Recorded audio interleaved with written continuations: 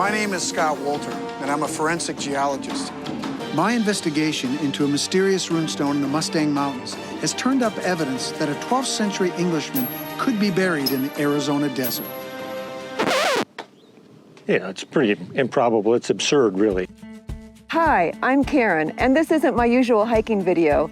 Today, I'm going to tell you the story of how some local Sierra Vista hikers debunked a bombastic and completely untrue conclusion of a 2012 episode of America Unearthed on the History Channel, that a rune stone in the Mustang Mountains near Sierra Vista was to memorialize a 12th century Englishman. We know for sure that it's 12th century English. As Paul Harvey used to say, you'll learn the rest of the story. In 2012, Ward watched this Rune story on TV and was really interested because the Mustang Mountains are nearby, and he had hiked in the area many times. He thought, 300 years before Columbus sailed around the Caribbean islands? 340 years before Coronado came up through this area? Norsemen were exploring Greenland around the year 1000 AD, but there's no factual evidence showing that Norsemen or any Europeans explored what is now Arizona prior to Coronado in 1540. You have to be skeptical. The Arizona State Land Department archaeologist that accompanied the TV crew filming the episode was also skeptical. We don't have any history of anybody else other than Native Americans being here up until 15, 16, 1700. This area was recorded as an archaeological site in 1984. Okay. They didn't say anything about this boulder out in front of the cave that had these rune writings on it. This means the runes were carved sometime after 1984. Which makes this a good time to point out that this is an archaeological site, and there are civil and criminal penalties for defacing archaeological sites. That said, other area hikers, including Jim and Marianne Adams, shared Ward's skepticism about these supposed ancient ruins, and they decided to, 1, find the cave, and 2, translate them. They found the cave pretty quickly. Within a month or two. First time was Jim Adams, Bruce Madden, and I think Stan Kruk. We made several trips with different people in 2013. I hiked to the site recently with other local hikers, following the same route.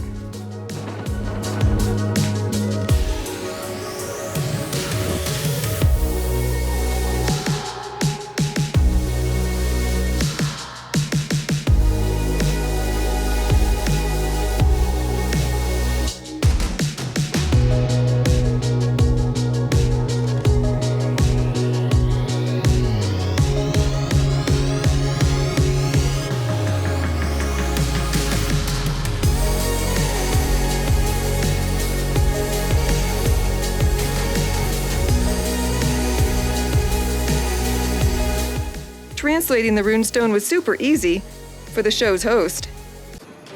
I know a guy who knows something about runes. I'll send a picture to Mike.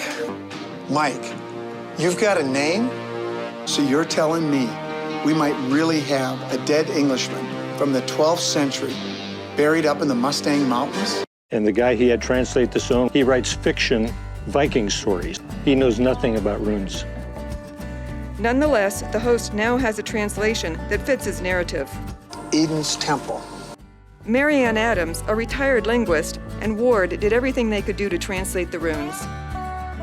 Well, I exhausted every language translator on the internet, tried to translate them into any language we could find. Then I started to treat them as if they were a cipher, encrypted message. Tried every classical cipher to decipher the runes. Nothing was working. Since the show had such an outrageous translation, I thought maybe it was just a hoax. Just random characters, but it wasn't, and the professor figured that out. In a chance online encounter in 2015, everything changed. Henrik Williams, the professor from Uppsala University in Sweden, he's the leading expert in the world on runic inscriptions. So he authenticates and translates runic inscriptions all over the world. I had posted some information on a website that was very skeptical about the show and about the rune translation. It was 2015 when he saw that website, saw my post, sent me a private message through their message board and asking for pictures and any information I could provide since I was a local. What he did and what I didn't do, he took sentences off of that rock and put them into the internet, and that's where he got a hit. He typed in 2 words, mage immense, and it linked him to a Sudovian dictionary that a local had created and placed on his website on the internet. From that dictionary, it's just a matter of translating the words, looking at each word, and there's a word in his dictionary on the internet that tells what it is. And it said, "Greetings. I, Sudovian, write runes. Pashka is my name." And that leads to the question, who is Pashka?